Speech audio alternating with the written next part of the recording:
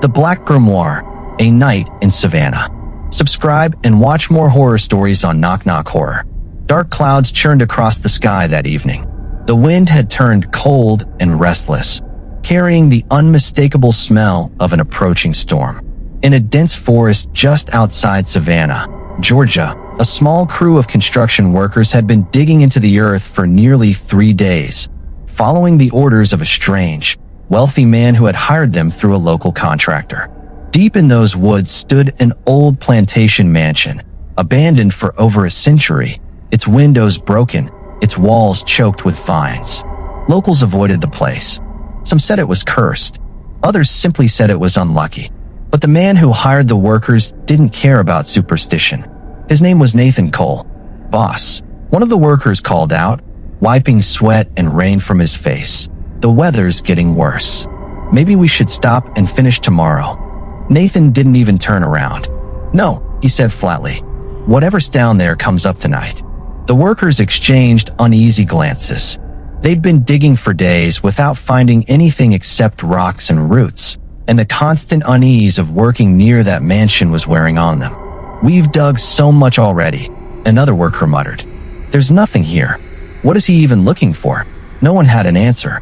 They kept digging anyway, driven by the money Nathan was paying them, far more than the job should have been worth. Then, just as the rain began to fall harder, a shovel struck something solid. "Wait, something's here," the workers shouted. "Dig it out! Dig it out!"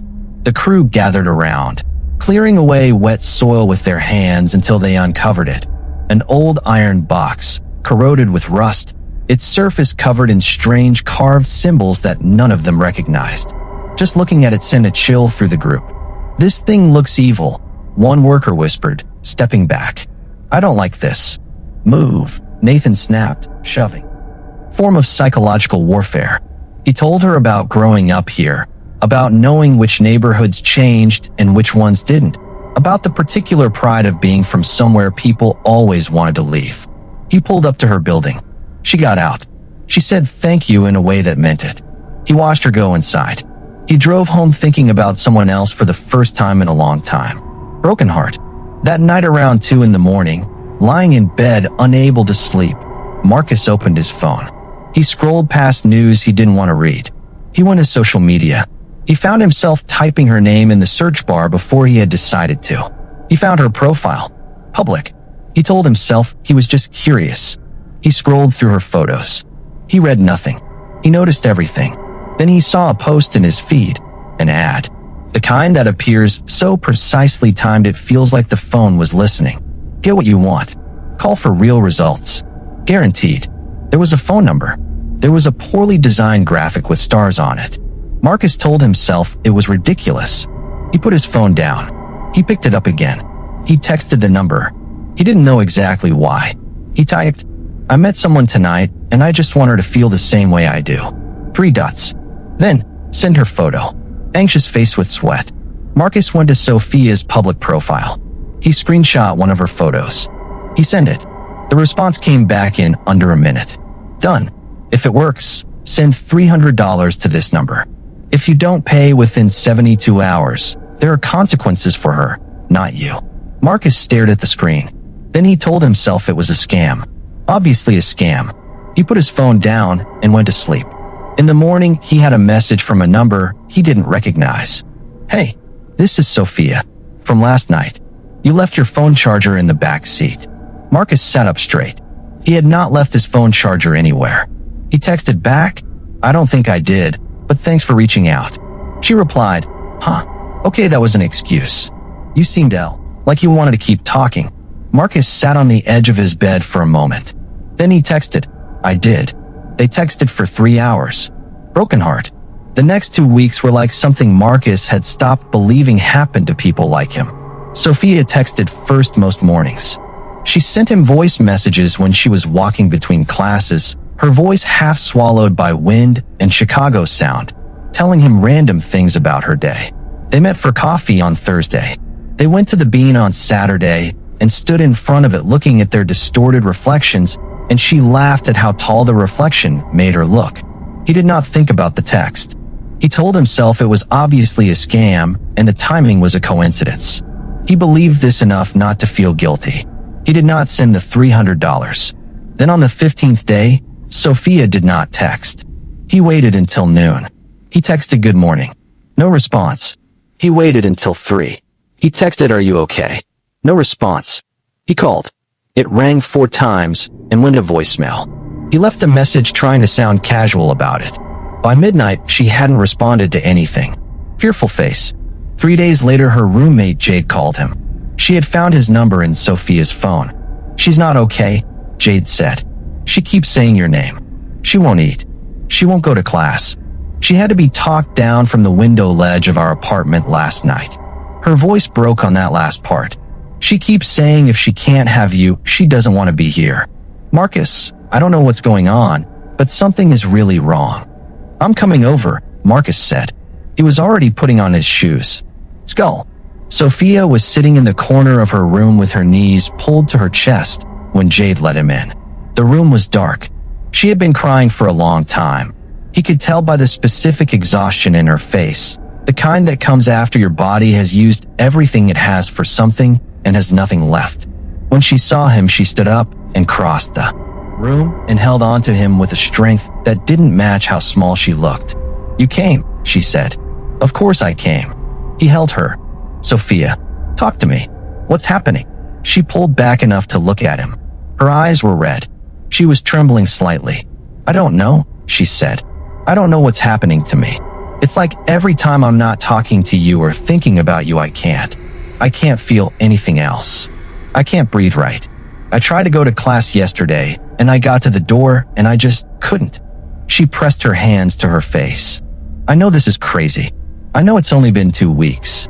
I know this isn't normal, but I can't make it stop. Face screaming in fear. Marcus held very still. He thought about the text. He thought about the photo he had sent. He thought about the message that had said send $300 within 72 hours. If you don't pay, there are consequences for her, not you. It had been 15 days. Sophia, he said, I need to tell you something. And I need you to trust me when I say I had no idea this would happen. Skull. He told her everything. Every part of it. The night he couldn't sleep. The ad. The photo. The payment he hadn't made because he thought it was a scam. He told it plainly and completely and did not leave anything out. She listened. She didn't interrupt. When he finished, there was a long silence. So you tried to make me like you, she said. I sent a photo to a number I thought was a scam, Marcus said. I didn't believe it would work. I swear to you, I didn't believe it would work. But you still sent it. Yes. He didn't look away from her when he said it. I did. I'm sorry. Another silence. Jade was standing in the doorway. Sophia looked at her hands. Then she said, okay, how do we fix it? Face with steam from nose. Jade was the practical one. She had grown up in New Orleans, and she had an aunt who knew things, which in Jade's family was how you described a specific category of knowledge that exists in the South and doesn't have a clean name in English. I need to call my aunt, Jade said. Right now? Tonight. She went to the kitchen. She was on the phone for 45 minutes. Marcus sat next to Sophia on the floor with his back against her bed, and neither of them talked much. But at one point, Sophia put her head on his shoulder, and he thought about what it meant that she was the person he wanted to fix this for, and what that said about everything. Broken heart. Jade came back. Her aunt had given her instructions and a list of things to get in the morning and had said, and Jade repeated this directly, that whoever had sold this service was operating with a specific kind of contract magic that was designed to be profitable through exactly this mechanism. The spell was designed to escalate when the fee wasn't paid. The escalation was designed to make the target dangerous enough that the original buyer would eventually pay anything to make it stop. It was not a love spell. It was a leverage mechanism. It was designed to harm Sophia in order to extract money from Marcus. Who does that? Marcus said. People who figured out that certain things work, Jade said, and that lonely people will pay to make them work for them. She looked at Marcus without judgment. You weren't the first person to text that number. Pouting face. In the morning, Jade got everything on the list. She followed her aunt's instructions over a video call that lasted 3 hours. Marcus sat outside Sophia's door and waited. At some point, Sophia screamed from inside the room. Then everything went quiet. Then the door opened, and Sophia stood there looking like someone who has been underwater for a long time and has just surfaced. Not recovered, surfaced. The first breath, the return of knowing which way is up. Face with open mouth dashing away. "How do you feel?" Jade asked. "Like myself," Sophia said.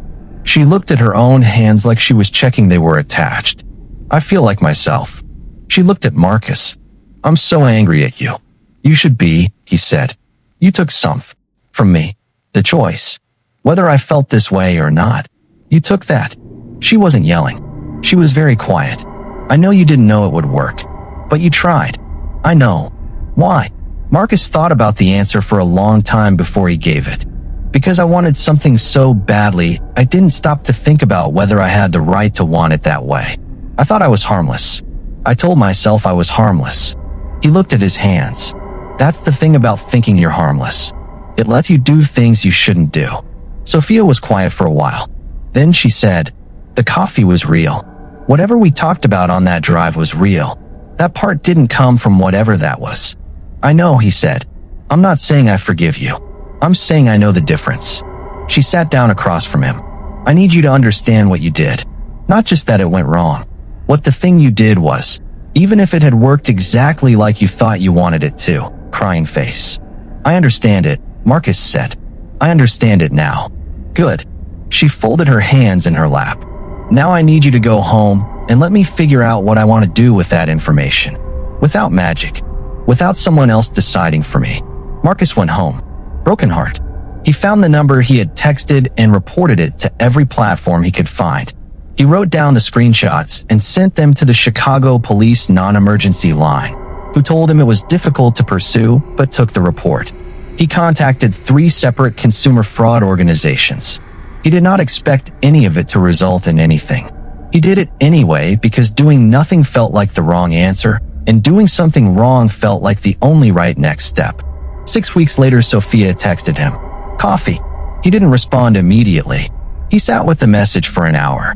He thought about what he wanted and whether wanting it made him any different from what he had been on that night. He couldn't sleep. He thought about what she had said. "Now I need you to figure out what I want without someone else deciding for me." He responded, "Only if you want to.